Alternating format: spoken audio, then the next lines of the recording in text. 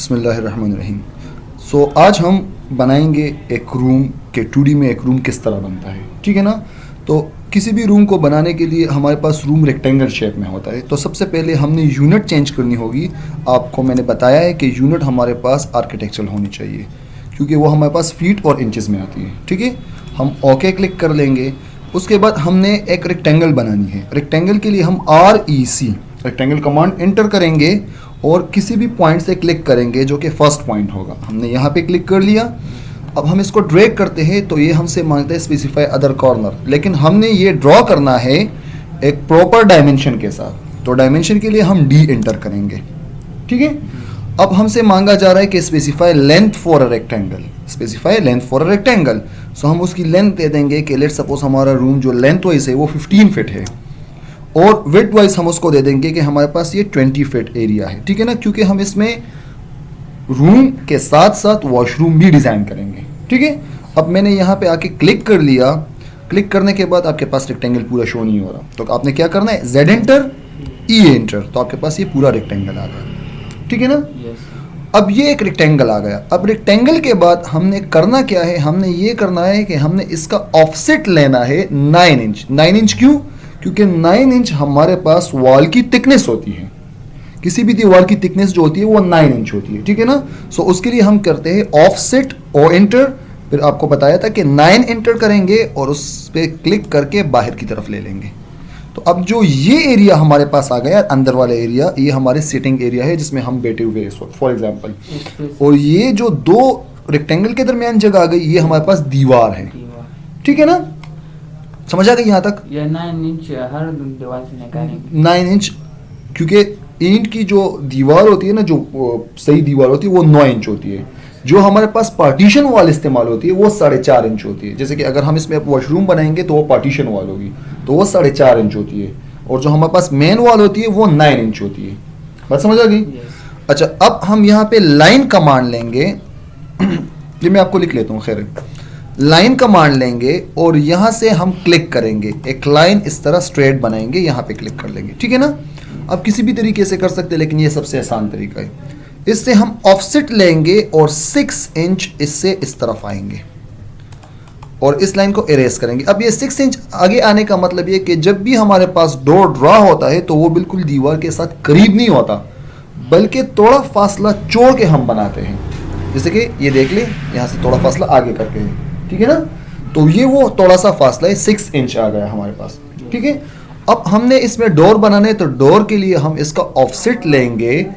जो normal door होती है किसी भी रूम की, वो होती है 3 फीट चेंज, मतलब 3 फीट 6 इंच।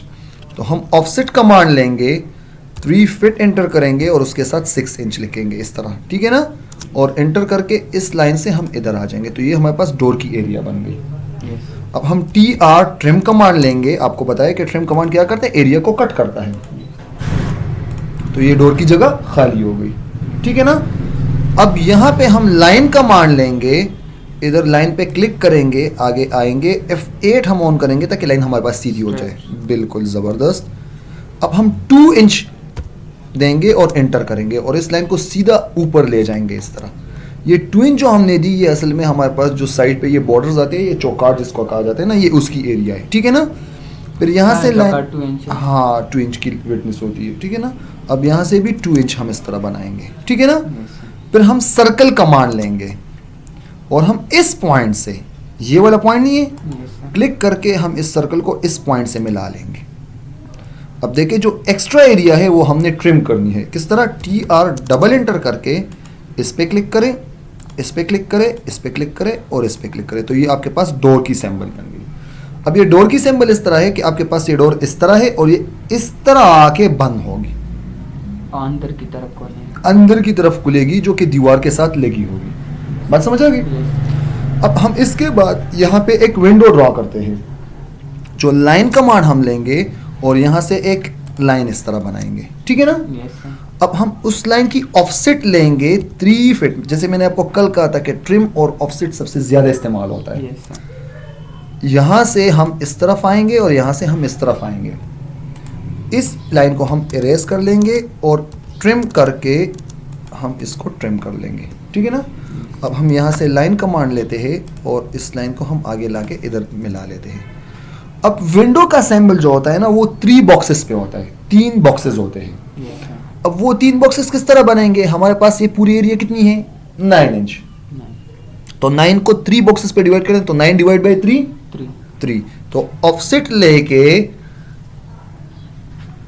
3 इंच होती है। 3 इंच करके हम यहाँ से क्लिक करके यहाँ आ जाएंगे, फिर यहाँ से क्लिक करके यहाँ आ जाएंगे और फिर यहाँ से क्लिक करके यहाँ आ जाएंगे। Yes. ठीक है ना। अब इसके बाद ये हमारे पास एक विंडो बन गई, Yes. ये डोर बन गई और ये एक विंडो बन गई। ठीक है ना। Yes, sir. मैं ज़रा इस वीडियो को देख लूँ, हाँ ठीक है। अच्छा, अब इसमें हमने बनाना है उस तरफ एक वॉशरूम। Yes. ठीक है, यहाँ तक समझ आ गई ना। Yes, sir. दोबारा कर दूं कि नहीं समझ आ गई। समझ आ गई। ठीक है, गुड। अब हम X क्लिक करेंगे और यहाँ पे क्लिक करके इसको एक्सप्लोड कर लेंगे। एक्सप्लोड का मतलब क्या है कि ये कंपोनेंट में डिवाइड हो जाएगा, ये अलग हो जाएगा, ये अलग हो जाएगा, ये सारा अलग हो जाएगा।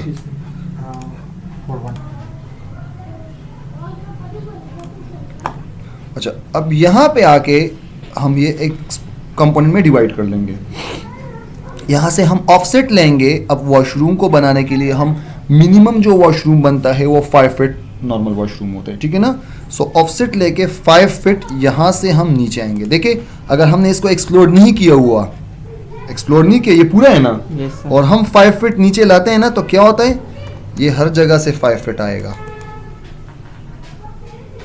मतलब इस लाइन से भी 5 आएगा, इससे भी आएगा और इससे भी आएगा ना। Yes, sir. लेकिन जब हम इसको एक्सप्लोड कर लेते हैं, एक्स के साथ एंटर करके एक्सप्लोड कर लेते हैं और हम अब ऑफसेट लेते हैं 5 फीट, तो ये सिर्फ इस लाइन से आएगा। Yes. अब ये दीवार हमने 4.5 बनानी है। क्यों? क्योंकि ये एक पार्टीशन वॉल है।